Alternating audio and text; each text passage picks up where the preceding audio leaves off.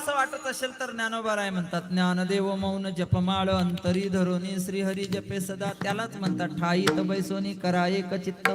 जाग्यावर बसून नाही का बस बसलं राहायचं आणि आतल्या आत भगवंताचं, ज्या देवाचं नाव आवडते त्या देवाचं चिंतन करायचं मौन अवस्थेमध्ये. आणि ही जी माळ जपल्या जाते यानी कवडीचंही पुण्य प्राप्त होत नाही.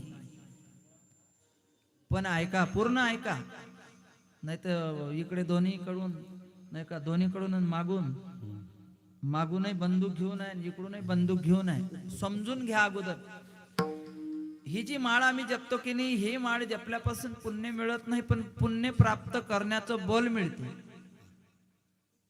आलं का लक्षात? पुण्य प्राप्त करण्याचं बळ म्हणजे, आता मला सांगा, माळ कुठपर्यंत जपणार तुम्ही? तुमची तब्येत आहे